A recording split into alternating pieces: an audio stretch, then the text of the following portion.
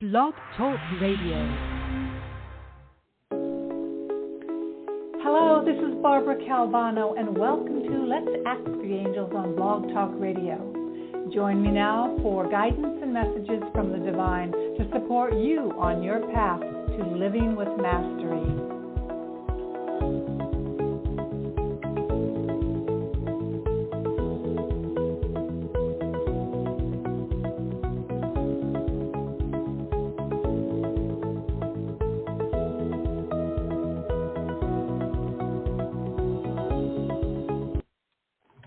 Hello, everyone. It's Barbara Calvano, and welcome to Let's Ask the Angels here on Blog Talk Radio.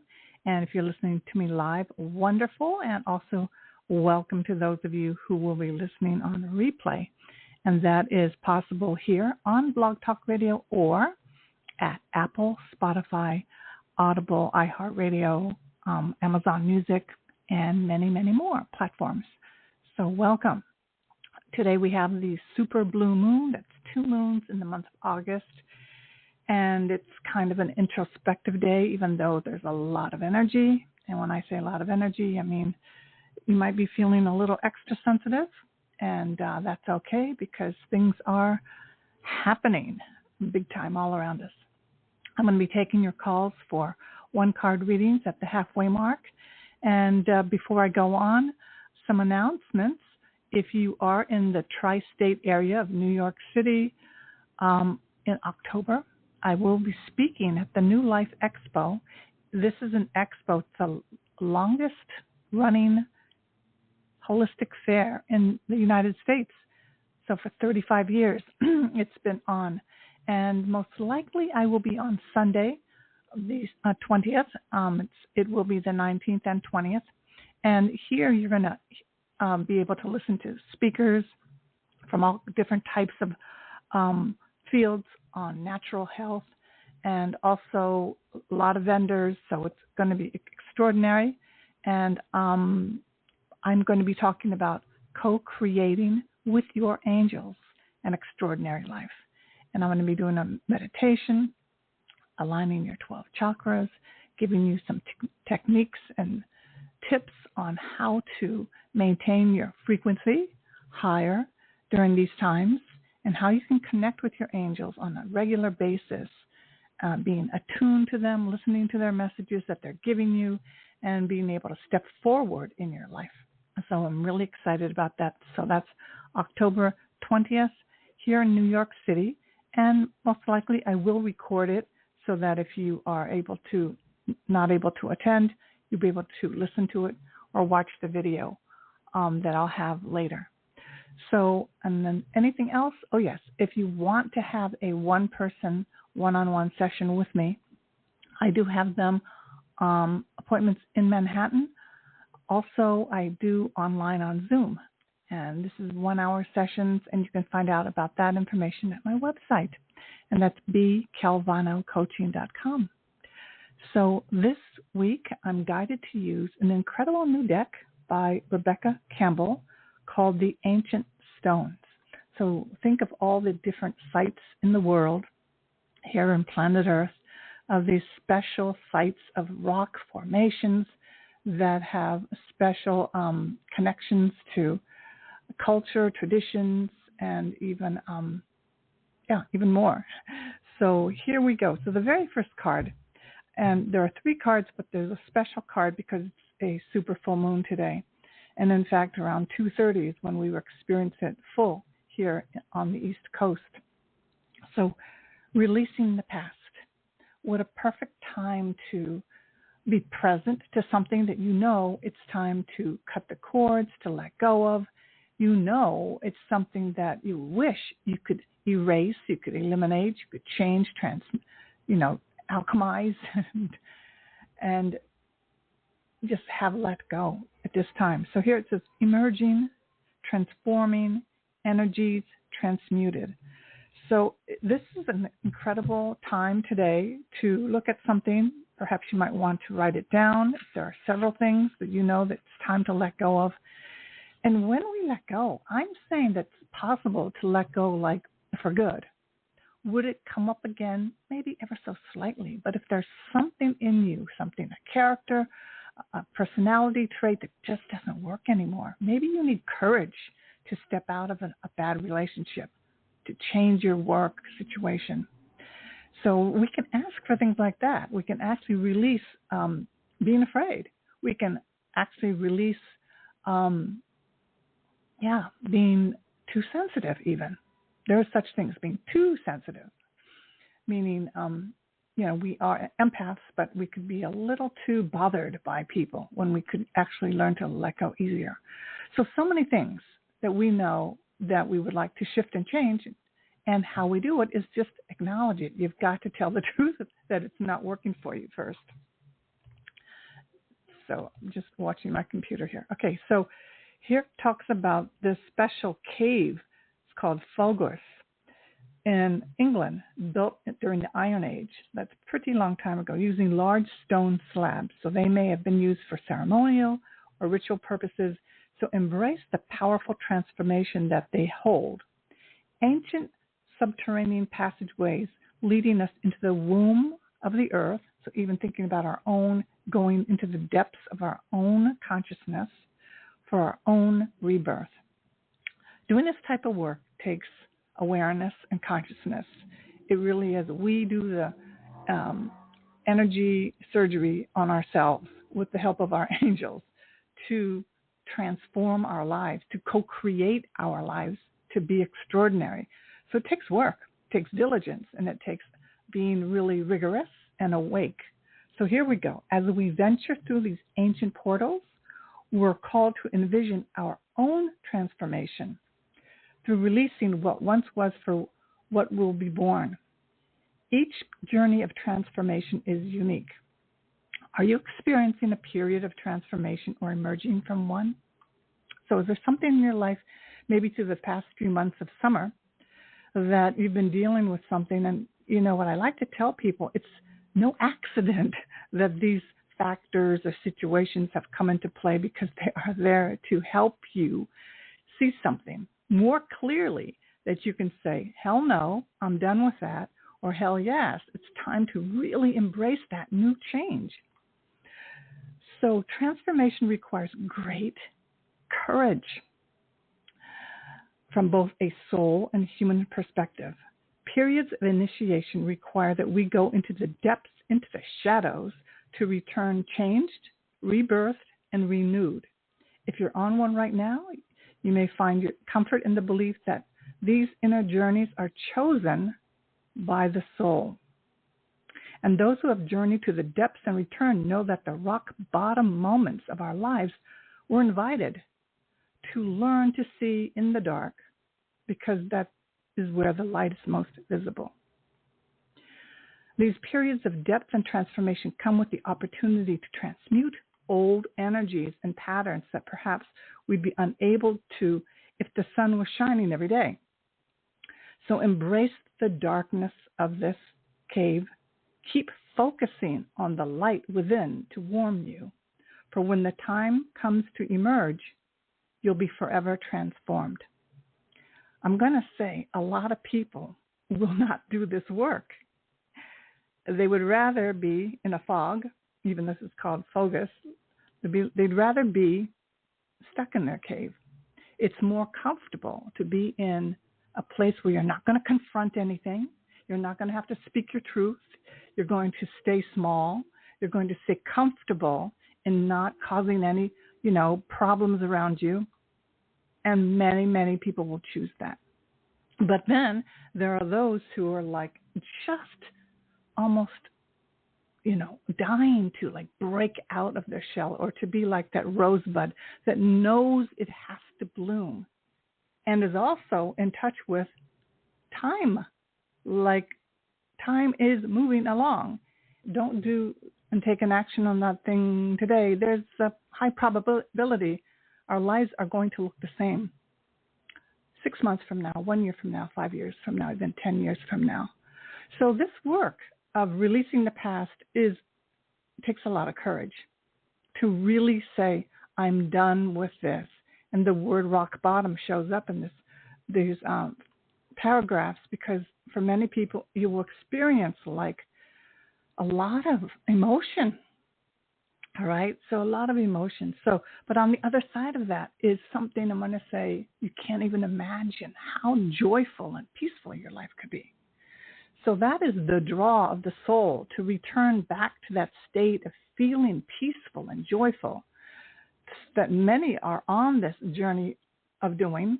And again, a whole bunch of people are not. They are fine with being stuck.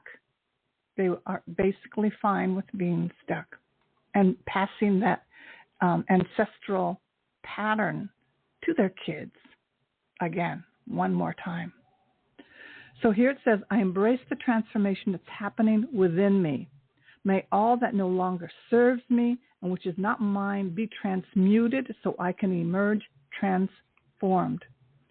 I might share that one way to do this, there are many, many tips and techniques, is this yin yoga, which is very slow and takes your time, and most of it is on the floor, stretching, but you breathe and you get into your body, and it is in our body that many of our emotions and history, memories is stored. And when we do this type of yoga, Y-I-N, yin yoga, it's very, very possible to release in a class something that's been buried within you for many, many years. Might sound a little scary. It's okay. I know there's so many classes where it's okay to cry, even to make sounds. But this is the type of technique of body movement yoga that is very, very powerful. And again, there are other ways to move the energy through your body.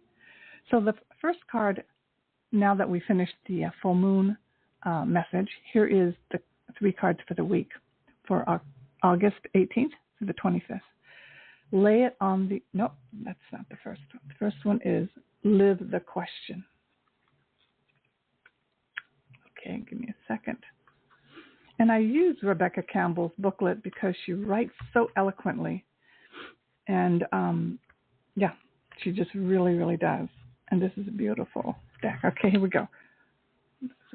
Boy, I'm having difficulty today finding my moment. Here we go. Live the question. Curiosity. Open your mind. Live into it.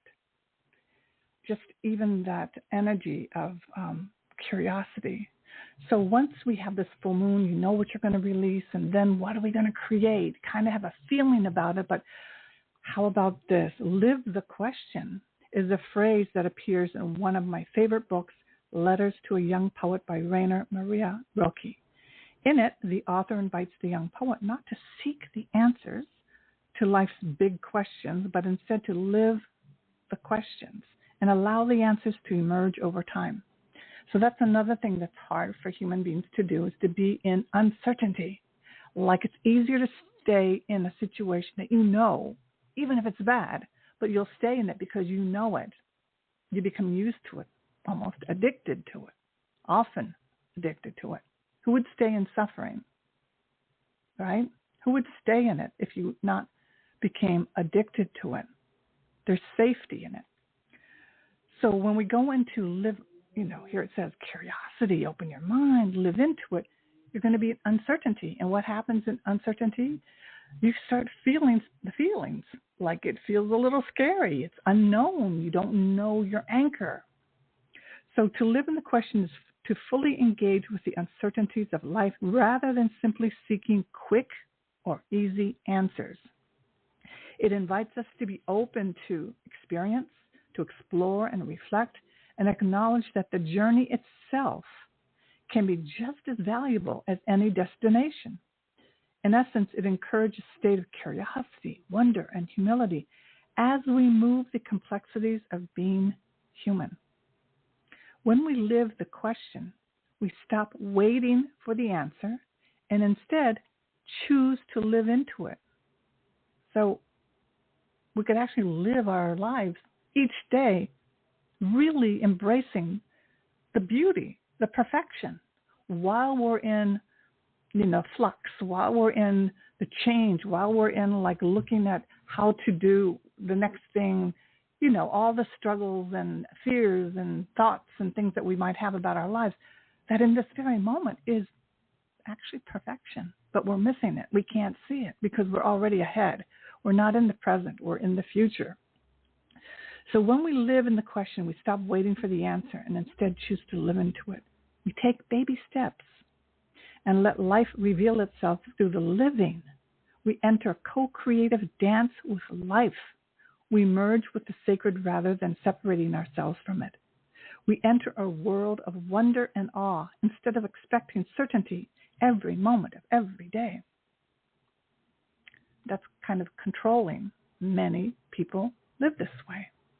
Nothing wrong with it. It's just that's all they know how to do until their heart starts breaking and they start feeling, is there more to life than all of this?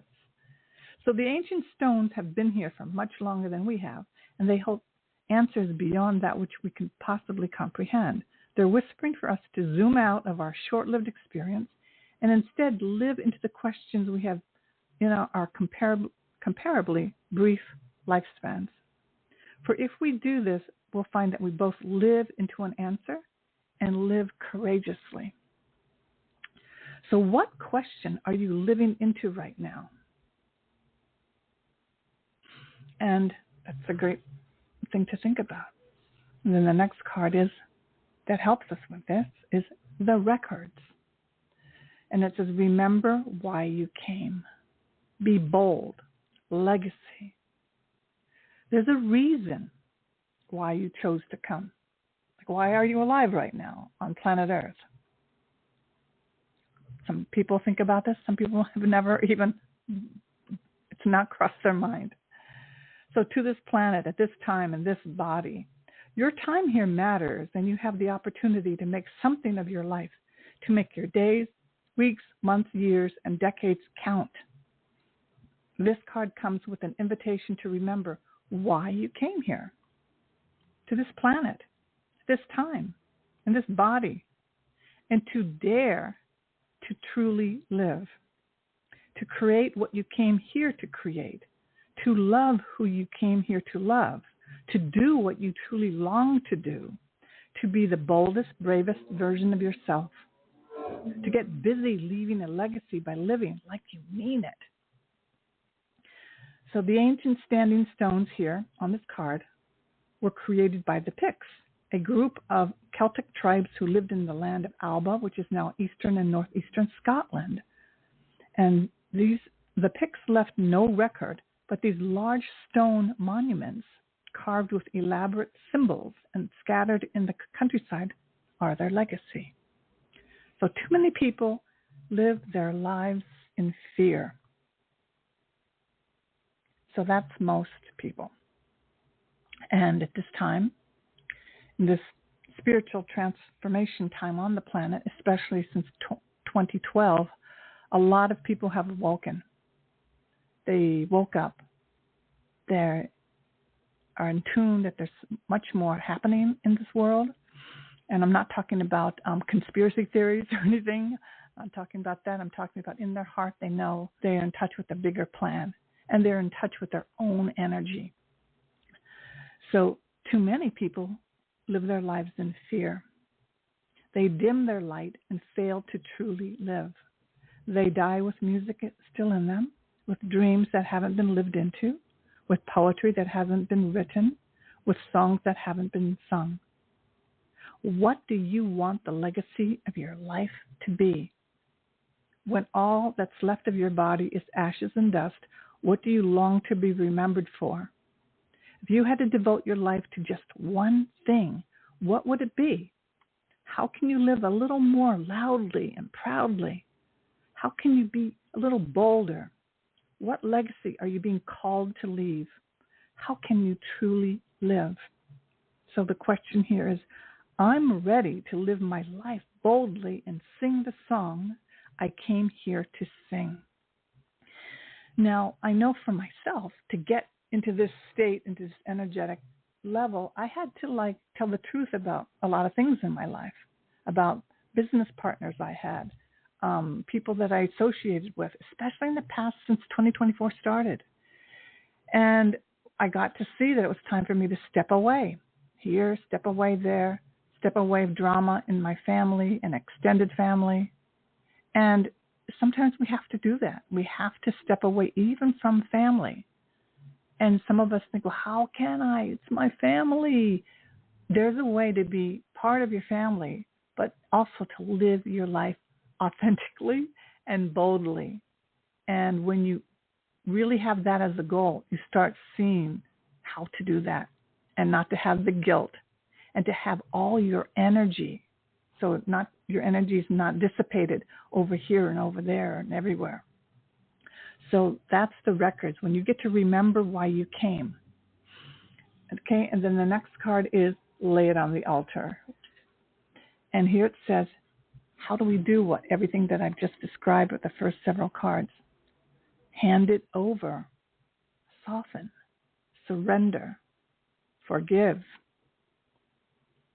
Held in the embrace of a Benedictine monastery perched on the rugged Montserrat mountain in Spain is a miracle-working 12th century statue of the Virgin and Child known as the Black Madonna, a sacred embodiment of the divine, reflecting the intertwining of the spirit. Her presence reminds us of the mystical whispers of the stones that have been carved by time, a testament to the timeless wisdom of the earth itself. We can be so tough on ourselves, but it's through our problems, challenges, and mistakes that we grow the most. And when we experience these difficult times, we gain the capacity to truly be there for another. No one is immune to the challenges of life, and we all need support as we journey through it. To know what we can truly hold us through our ever-changing human life, to find a way to soften toward ourselves when life's hard. So again, nobody is immune to problems and challenges. It's just that some people have found the tools to help them glide through it with more ease and grace. That's basically what it is.